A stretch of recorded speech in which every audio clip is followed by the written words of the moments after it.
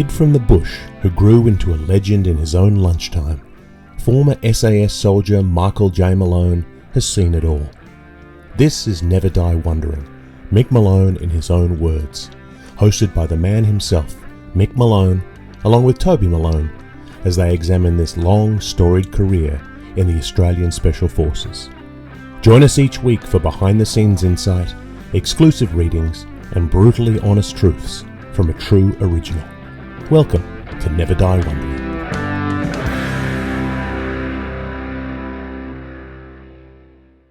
Welcome to episode 11 of Never Die Wondering, Mick Malone in his own words, a podcast that explores the life and legend of Michael John Malone, OAM. My name is Toby Malone, Mick's son and co-host of this podcast series, joined by the man whose name is in the title, Mick Malone. G'day, Dad. How you going, Toad? I'm all right. How are you? Any better, I'll be twins. Excellent. I'm glad to hear it. Yeah, well, it's got to feel good reminiscing about these times when you were young and fit and able to leap tall buildings. And it's sort of Yeah. amazing the fitness of these young blokes reading these chapters. Oh, my God.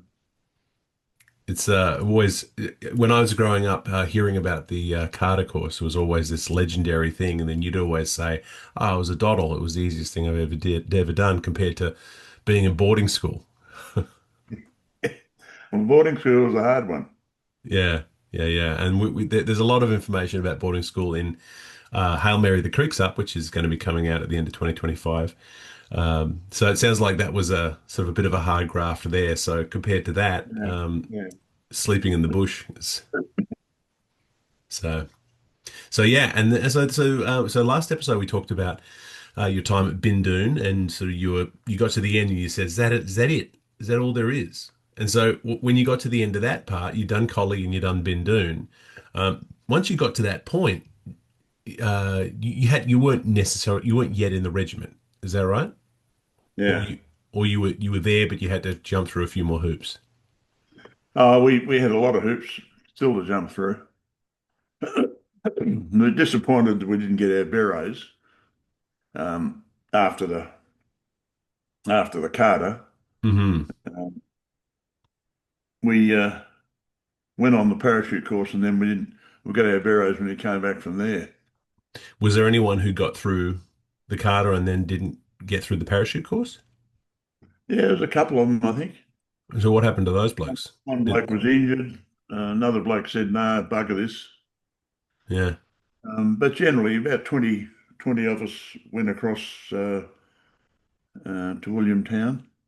Well, I mean, I suppose a big part of what the regiment is all about is about the parachuting. And so if you Yeah, get through all of the Carter stuff, but then the parachuting is too hard, you're not going to make it in the regiment.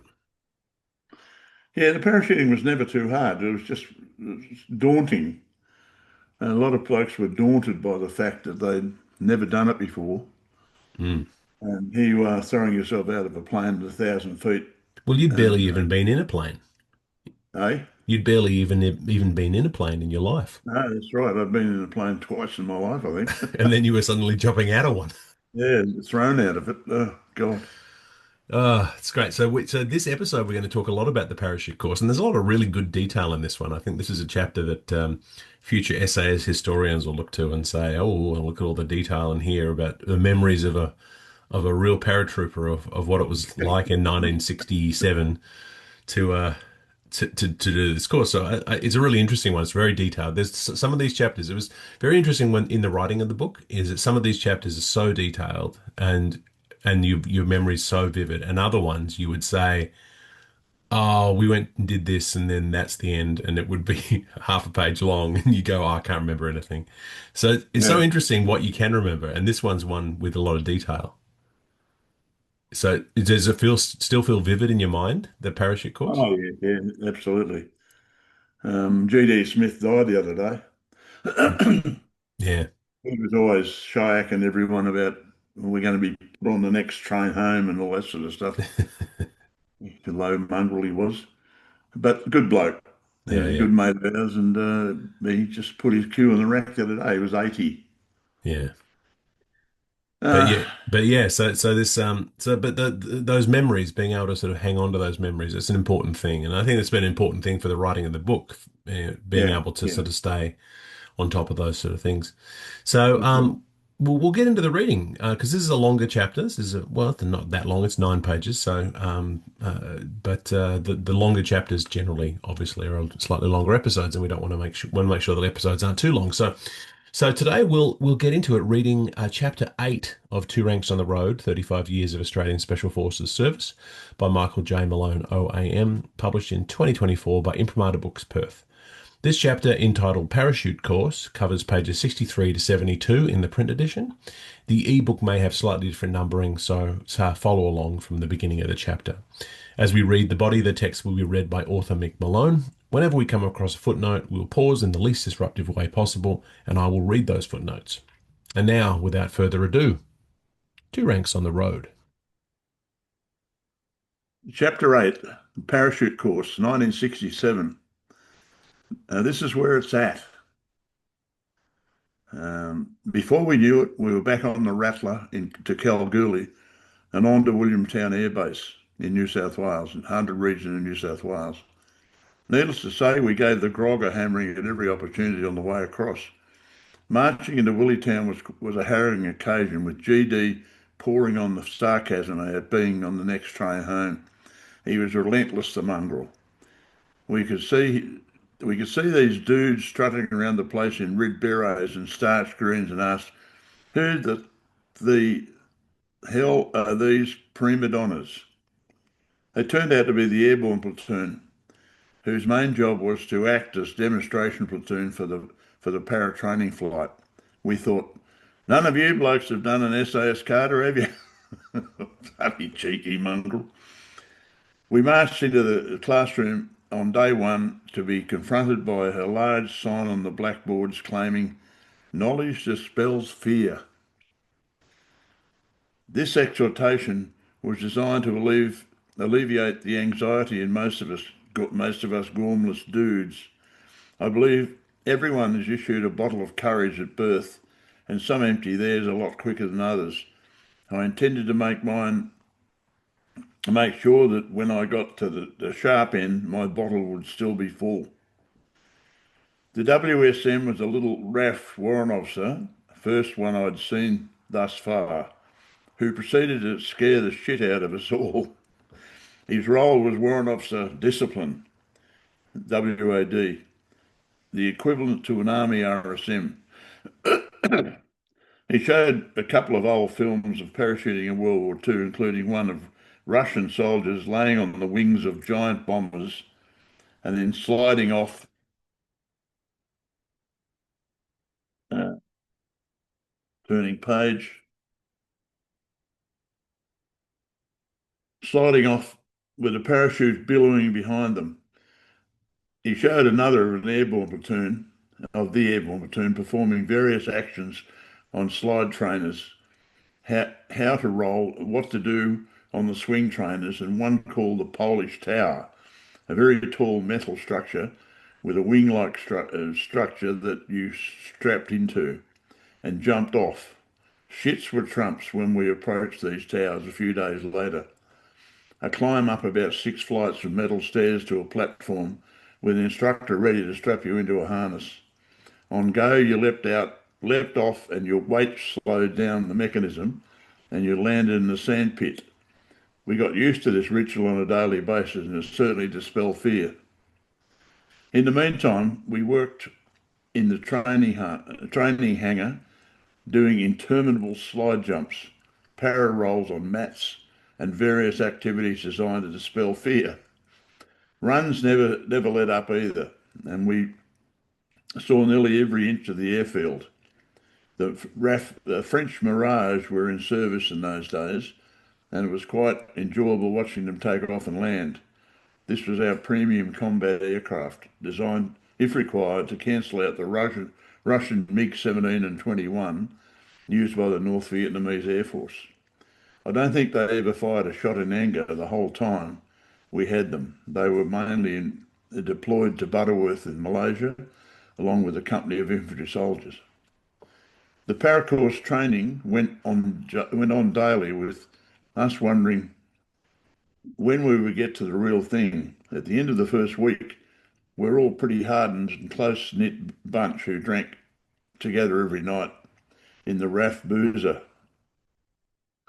Mateship and camaraderie were vital to us if we were to become SAS soldiers. We were as close a bunch as you could find. Blokes loaned each other money and cigarettes, always with the understanding paybacks would occur on payday. Then, after a solid week of ground training, the time had come. It was back into the classroom to be briefed on the Canadian C-7 Caribou, our jump ship. We then spent what seemed like hours in a Caribou mock-up, getting our drills down pat. It would be a ramp exit in sticks of 10. We were shown how to put on the parachute, which is of the World War II vintage by the look of it, and how to put the reserve chute on. After being fully rigged in the hangar, we formed up in two sticks outside, ready to march over to where the Caribou stood waiting. We emplaned in an orderly manner under the severe looks of our PJIs and sat in the seats on each side of the plane.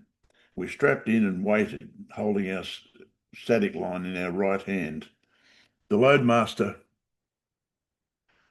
loadmaster took centre stage and explained the safety features of the plane, along with emergency procedures. When he had finished, the engines burst into life, one after the other. As it was a small twin-engine cargo plane, it wasn't long before the ramp came up and we were taxiing it out to the runway. Once we were clear to take off, we trundled out on the strip and barreled down the runway and were airborne very quickly. It was a very noisy beast, especially with the crewman standing at an open door. Footnote. The last time I was in a plane, I was 8 years old when I flew from Coolah to Sydney in a Butler Air Transport DC-3. It was a remembered sensation flying over the verdant countryside. Where are we? We were to jump from 1,000 feet into a drop zone named Saltash. We circled around for a while until the pilot was satisfied on his lineup, and then the PJI called, "This stick, stand up." That was my stick. We stood up and faced the rear, and the next command came, "Hook on." We all hooked onto the cable as indicated, making sure the hook was on correctly. The next command came, "Check equipment." We checked our own equipment and the back of the man in front. We were jumping clean fatigue, so there was no other equipment to worry about. Then the red light came on and the command, "Stand in the door." We shuffled forward. Right, left, right, left. Green light on, go. First man out tumbles into space and out comes his chute. I'm fifth back in the line, shitting myself, as most of the blokes were. And then I plunged out into the clear blue sky. What a sensation. I could see the four in front of me. One had twisted down to his neck and he had his time cut out getting out of them. But he eventually kicked his way out of them. The ground arrived pretty quickly. And it was feet and knees together for a semi-dignified arrival. The sandy surface was most welcoming and absorbed the impact well. Others in my stick seemed to manage feet first, but like me, they were barely dignified arrivals. We had done a drill in case of the chute being caught by wind on the ground, called harness release and drag, or HR&D. Everybody had to gather up their chute and report to the DS. Some would walk over 150 metres to get to him, others closer in. When we had all reported in, our eyes were cast upward to watch the second stick exit. What a glorious sight, a roar of the plane and the bloke sleeping out, chutes popping up behind them. This is where it's at, when everyone had reported in and the medics were satisfied no one had broken anything. We headed for the trucks parked on the edge of the DZ. The shaking on the way back was monumental. It was a gibberish of nervous men who were just woken up and turned a pretty rational human fear into something bordering on fun. One down and seven more to go, with one more clean fatigue jump before our very first equipment jump.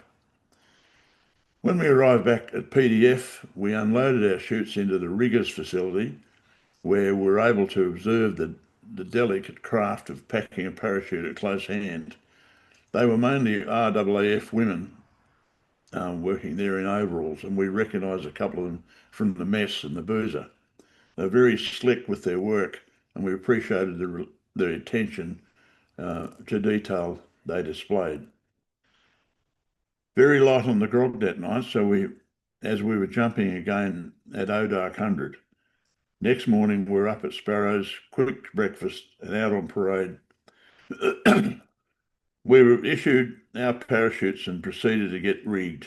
These PX chutes and the reserves had a small red cotton pack tie in certain places, and we ensured that they were in place. Once everyone was rigged, we were closely inspected by the PGIs, and once cleared, we waited for the order to march out to the caribou. I was in the second stick today, last in line. Once we were aboard and seated, the PGI gave us a last minute G up, and the load master indicated to the cockpit we're all ready to go, ready in the back. The engine spluttered into life and the ramp came up and sealed the back. What fun this all was. Although only our second jump, our nerves dissipated remarkably. Old hands now. We taxied out and roared down the runway and were um, airborne into the Salt Ash DD very quickly. The loadie cranked the door open and the ramp down. We knew the drill pretty well, and the first stick was standing up, checking their equipment, while the rest of us looked on with interest. Hook on, check equipment, action station, stand in the door and go. They all slipped down the ramp with ease, and the loadie pulled the parachute bags and static lines back into the plane.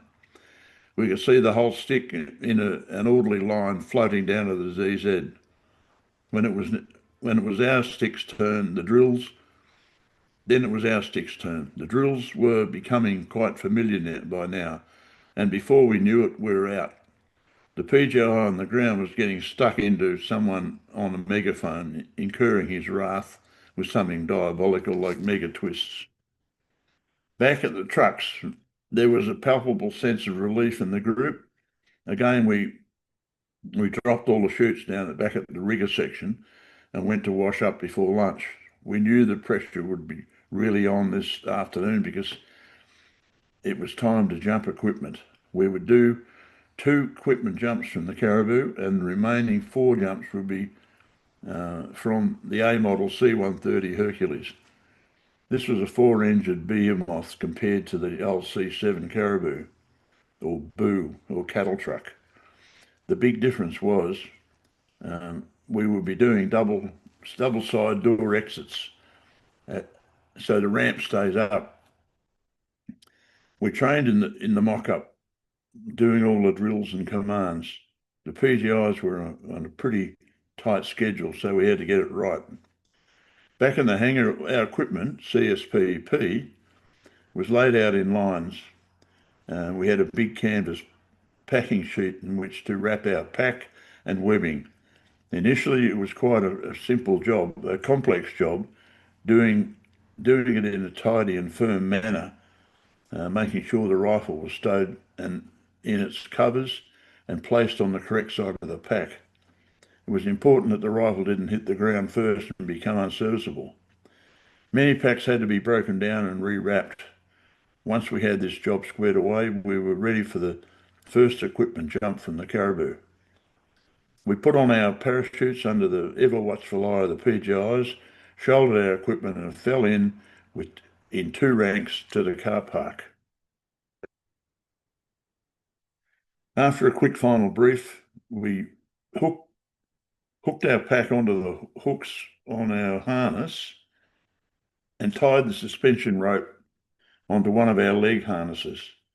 We marched, staggered, out of the plane, emplaned it out to the plane, emplaned, and sat with our CSPP packs between our legs, static line in the right hand. The engines rumbled into life and the loadie brought the ramp up. We trundled out on the strip and were airborne very quickly. It was a bright, sunny day, and Saltash DZ looked like a treat in the bright sun. Tillagary Creek bordered at one boundary and the road on another. We took one pass over the DZ and swiftly turned and made his run into the north. The flag on the DZ indicated we would have favourable jump conditions. The ramp was down and the orders came. Check equipment.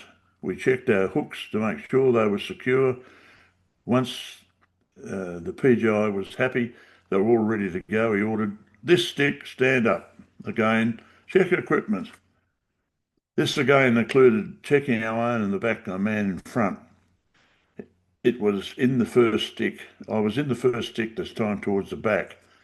The plane was swaying around a fair bit, and when the command came, "Hook on," it took some of the pressure off to have someone at least, someone to hold on to.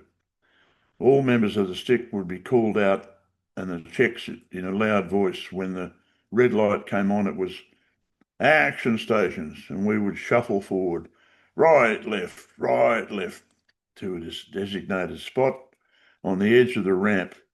Everybody watched the light go on, light for it to turn green, and then it was go.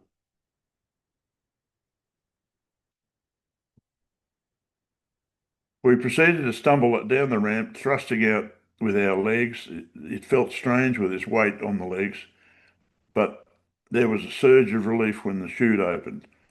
I could see four parachutes in front of us, in front of me, with their equipment swinging below them. This was my signal to drop mine as the ground was coming up fast. Get ready for the impact. Nice and soft as usual, feet and knees together. Very little wind on HR&D drills was simple. Pulling in the pack and chute was simple enough before heading over to where the DZSO stood. Thankfully, no one was injured. Carrying all our gear over to the truck, parachutes in the trailer, remembering to retrieve our equipment hooks back in the base on the trucks. When we got back, we heard that someone was injured. Luckily for us, he was a cook from another unit. They brought him back to the base hospital with a twisted knee, nothing too severe, but enough to take him off the course. After dinner, a few of us visited him in hospital, and he was most grateful. He would go back to his unit and recover before getting himself on another course in future. You never know, you may well meet him again in the West.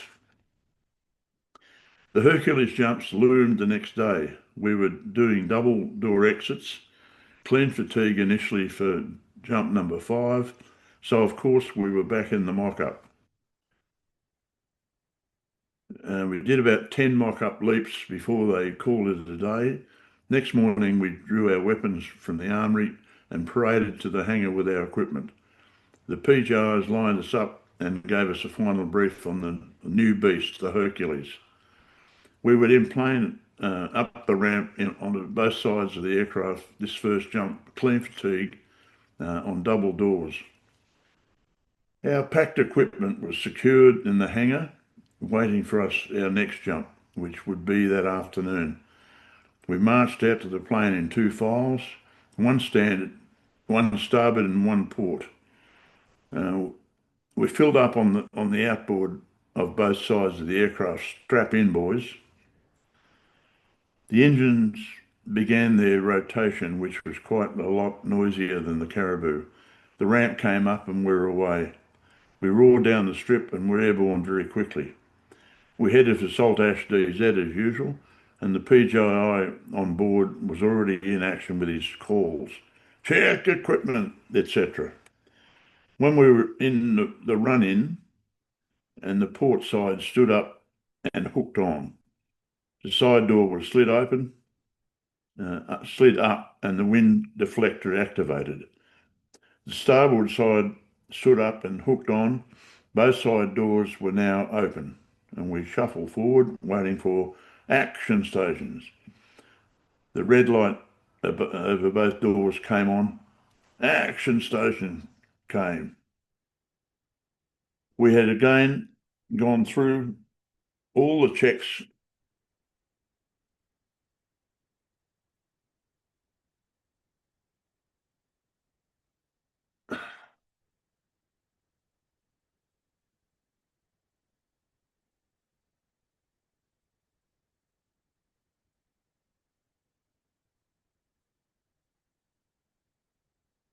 When the stand in the door came, we shuffled forward. Then green on, go. We shuffled forward and hurled ourselves out the door, feet first. The difference this time was that there were people coming from both sides, and consequently there were collisions with canopies. Pull away, we yelled. What an experience pulling down on the risers, allowed for a modicum of control to avoid these jumpers, then the arrival. This is a doddle, this clean fatigue, I thought. On the truck back to the hangar, knowing the real job starts now, jumping with equipment. So as we neared the end of the course, with 6 jumps under our belts, we relaxed a little and were fully aware that the next 2 equipment jumps were the most important. A few cold ones in the boozer after dinner, and then an early night. Up at Sparrows for a quick gallop before breakfast, then a quick feed and ready to go. We marched down to the hangar at 8 a.m., ready for the hard stuff, draw rifles uh, from the armory and ready to pack our CSPP. The PGIs cast an eagle eye over our handiwork and made a couple of blokes repack theirs. Once we were all ready to go, it was draw to sign out, parachutes and fit them. We sat on the hangar floor to fit our CSP and attach it to our harness hooks. The suspension rope was attached to a leg rope, the leg strap at the top of the pack. We were then ready to go. We staggered to our feet and formed up in 2 ranks, port and starboard. We then headed for the plane, remembering what side we were on. Once seated and strapped in, the ramp came up and the engine started. We were airborne very quickly and heading for Saltash. It was barely 9 a.m. when we prepared for the jump. Double door exit again, this time encumbered. All the necessary checks were done, and before long we were at action stations and preparing to shuffle towards the door. Red light on, stand in the door, green on, go. Then we were in the sky, avoiding each other, remembering to lower our equipment. The ground rushed up faster with a heavier weight, but we all seemed to arrive safely. Retrieving the chute, we picked up our packs and headed for the trucks. Back in the hangar, we drew another parachute and repacked our CSPP, preparing for the final jump. With each jump, the fear receded and confidence seeped in, accompanied by exhilaration. The PGIs were pretty keen to get it all done, as we were marching out tomorrow with a nice new set of wings to wear on our battle dress jacket. We fitted our parachute, helping each other with the adjustments, sat on the floor and fitted our CSPPs. Once the gods were happy, we headed outside in 2 columns, ready to emplane. Before we did though, one of the PGIs, Barry Aarons, I think, gave us a final word of encouragement and commented on how well we had conducted ourselves. It was then the march to the plane. We were all pretty excited by this stage, given the looming end of the course. Seated and strapped in, with packs on the floor between our legs, The engines were kicked into gear and ramp came up. We trundled out onto the apron and waited our turn behind a mirage. Didn't enjoy the waiting, but we were all patient. GD was still trying to tell jokes over the roar of the engines. On your GD. Airborne at last, and we headed for Saltash. Once there, we did a circuit at the jump height of 1,000 feet. And once comms had been established with the DZSO on wind direction, we proceeded with the run-in. My stick was the first out on the port side, with the first stick on the starboard side. Red light on, action stations, green on, go. This time it was a crowd as crowded as Pitt Street, with jumpers crashing into other's canopies and yelling, pull away. Once clear, lower equipment and prepare for the arrival. Doesn't take very long from a plane to the ground, I can tell you. And if you do a downwinder, then it can hurt along with the wrath of the DZSO. Rigs gathered in, we stopped to watch the next two sticks leave the plane. It was again chaos in the air, with legs flailing everywhere trying to get out of twists. Before you knew it, they were all on the ground, but the medics started running towards someone who had hit the ground hard and hadn't since, knocked, moved since, knocked himself out. It was a dude from Transport Corps, not one of ours. They took him to hospital in the blood box ambulance, where he proved to be slightly concussed, but would be able to attend the march out parade with us tomorrow. Weapons had to be cleaned and inspected. CSPPs returned to the Q store, along with helmets, books, hooks, and various other items we had drawn, including parasmocks of World War II vintage. Needless to say, we got on the gargle that night. Plenty of laughs and stories before we staggered off to the rack. In the morning, we had to take our battle dress jackets down to the riggers' loft to have our shiny new para wings sewn on. We then paraded in greens at 9 a.m. When we were all presented with another set of wings. This was an extremely proud moment in my life. After the parade, we fell out and headed back to the hangar to square everything away. We were most buoyant cleaning the hangar. GD, as usual, told rival jokes non-stop.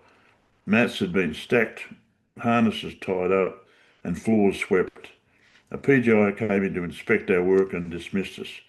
Well done, been good to know you men. All the best with your future jumping. And away we went back to the lines to pick up our ports. After lunch, there would be a bus to take us to Newcastle railway station, and then for the trip back to Sydney. End of chapter. That was chapter 8 from Two Ranks on the Road, 35 Years of Australian Special Forces Service by Michael J. Malone, as read by the author. So, bring back some memories of the Mate, parachute. amazing. I remember every day. Has it, and I Now, guess, has it changed much? So the blokes who go through the SAS nowadays, what is their parachute course? no, they're going to do all the same stuff. Same stuff? Yeah. Yeah. So Now, I that tell people I did 200 unsuccessful landings. one of your old stories. You say that what do you say? You say you're 5'7", but you were 6'1" before you joined the army because of all the parachuting. Now 5'7". Yeah, I mean, in lots of ways, it's your knees are shot now because of the parachuting as Oh, well. All that crashing.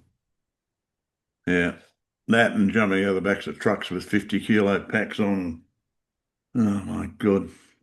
Anyway, Yeah. um, so you got any points to make about that chapter? Yeah, we can discuss it. There's lots of really interesting things in there. I like that concept of knowledge dispels fear, where Yeah. if you just do something enough, then it's not scary anymore, even when it's something as extreme as jumping out of a plane. So eventually you were doing night jumps and you were you tell stories about jumping down the, what was it? What's that story you tell about you did a low altitude jump down the side of a cloud bank. Um, you know, Oh, well, it was a high altitude jump, I but was high altitude. Right. we jumped down the side of a cloud. It was like falling down a cliff. Quite disconcerting, actually. Right. But that was from 20,000 feet. Right. Okay. Yeah, I'm mixing I up my stories. did two 23,000 footers, one by day and one by night later on. But that was the first one we did at height. There was a halo jump, Mm, high altitude, low opening. right. It was quite disconcerting, actually. I still remember that wall of cloud right beside me. Oh, And then, as we'll find out later, you also jumped into into combat in Vietnam. yeah, So it was one of the only three patrols that jumped with full equipment, and we were in the bush for a week after that. Uh, but everyone else jumped in and clean fatigue and went home. right. It's a bit dirty about that actually, but but our patrol was the one. Yeah. So, well, you had that bottle of courage you talk about. Everyone got there. The bottle of courage. Yeah, I think I kept it fairly topped up for quite a long time. And you never sort of felt like pulling the pin.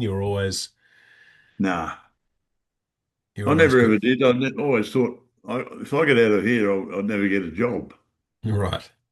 But none So of I these thought, things felt too much. You felt like you were unable to do it. You always thought nah, you'd have a I go. never felt that at all. I mean, that is Uh, part of the reason why this podcast is called Never Die Wondering, because the idea behind going, well, what if I'd gone to the military? What if I'd gone to the parachute course? You don't want to wonder about what would have happened. So you have that a attitude. bit like sliding doors, if it had happened, what the hell would I have done? Mm, Gone yeah. home to my warmest life in the suburbs. Yeah, yeah, yeah. But yeah, so it's great. I mean, given that you're a kid from the bush, never been in an airplane before, really, or only not since you were 8 years old when you went on a commuter flight to Sydney, and now suddenly you're in the back of a plane, and then you leap and you hit the that. Describe that feeling. How does that feel? Just of Well, your heart's in your mouth, of course, and you think, what the hell am I doing? But the training was so solid that you followed the bloke behind the bloke in front of you. You just followed him, and you tried to keep in step. So you drove out with the correct leg. The training was all. hmm Without the training, we couldn't have done it. It would have been disastrous. right. And then banging down to the side of the plane. Yeah. I had a few rivet bloody marks on my face at one stage. Yeah, you have a scar on your neck from hitting the side of Yeah, the plane, don't you? yeah. A few of Yeah, those things. yeah. Top body, lump there. So is this the kind of thing Uh, there's a lot of trouble you can get into in a jump. I mean, I think the main thing that Oh, people think about is your parachute not opening, but there's a lot more to worry about. thing we worried about the most is whether the pilots were going to not allow the plane to spud in. So what do you mean by that? We were hoping the pilot wouldn't crash the plane. Right. Okay. Yeah. So you kept an eye out the window to make sure that the props were still spinning. Right. I'd been looking out the window on one jump there and they feathered the prop. In other words, stopped it. Yeah. The four-engine Hercules can travel on two engines. Right. Never a problem.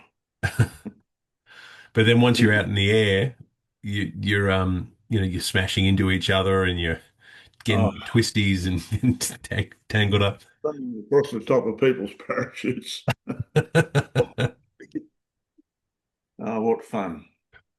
Yeah, but I mean, I guess that's the point of the course is getting all that stuff out of your system so that you've got sense of how to manage it when it comes, when the whips are Yeah, cracking. And then there's obviously a big difference between jumping clean fatigue and equipment jumping. yeah. Oh, there is. There's equipment jump. The weight when you're standing under the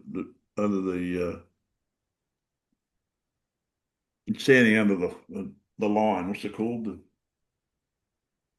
I can't think. You hook onto that, Yeah, and you're standing there, and the plane's wobbling around and all over the place. The amount of torture on your back and your legs yeah, when if you've got a heavy pack, got a 60 kilo pack on you hanging off your front. The respite was when you got out. It was such a relief to be in the air under a parachute. The weight was off, right, and then you lowered the pack down below you. It hung about 10 feet below, and hit the ground first. And the plan was to not land on it, right. and hope that your rifle's not in pieces. And then Um, later on, you got the nickname of Crash and Burn Malone because you used to come in hot. yeah, I did a few of those. But in these early days, were you a little less kamikaze Oh, in your style? we used to take the piss out of each other all the time about downwinders and crashing and burning. It was never as bad as that. It was just blokes No, shy. no, no, fair enough. So yeah, good times. So yeah, These are blokes who would die in a ditch for you. You know, they were just the most amazing group of people. It was totally different to each other. Um, but if you were in strife, they'd do everything they could to get you out of it. yeah, yeah, absolutely. And I got here on my collection of things, got my Yeah, that's the summer wing. summer wings. Yeah. Yeah, So polyester. so I've just That was designed by the British SAS in the officers' mess in Cairo. mm, And they're the wings that were on a set of curtains. right. Um, I think it was some sort of god that had. Yeah, yeah, I yeah. used to know that story. I don't know what it is now. hmm Yeah, if you're so obviously for a video for an audio podcast, that's not a On particularly the two good colours, piece the of blue, the two-tone blue. yeah, Um, Two-tone blue was 21 SAS and 22 SAS, right. which are the two units they started off with. hmm 21 is now a Choco unit, an armed reserve unit, and 22 is the big boys. Right. So yeah, so if you're interested in seeing that, check out our video version of this podcast on YouTube, which we link to in our show notes. But yeah, yeah, really, really interesting stuff, and just interesting to sort of see the ins and outs of it all, and kind of amazing that you remember it all. No. Well, it's so tortured into your brain that you can't forget it. Yeah, no, fair enough. A lot of people do. A lot of people blank it out and say, "I've got to move on, otherwise I'll succumb to this stuff." And no, hmm what have I got here?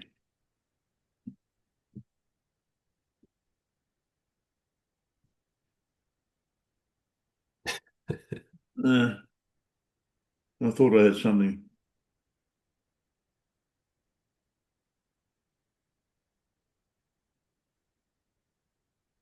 No, That's all right.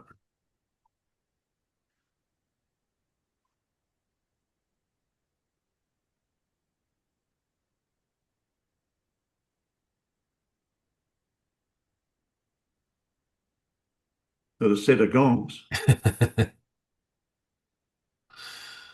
All right. All right, get on with So it. So that is, and so anyway, it's a really some really interesting insight into that time, and sets us up really well for the rest of the book to sort of give you a sense, and it's really nice that you were able to do all of that work and then actually use it later in your career, Yeah. and really. take that on. So, but we'll find out about that in future episodes. But that is all the time we have this week for Never Die Wondering.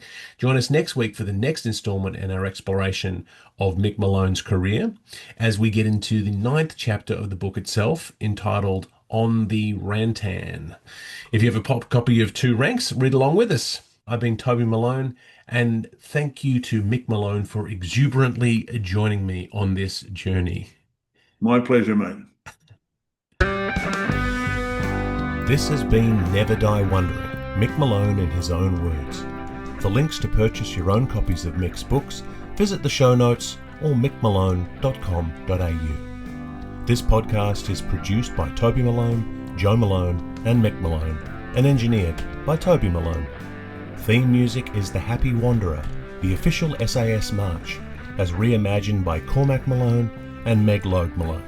Yes, this is a family affair. This is a GM production in association with Imprimatur Books.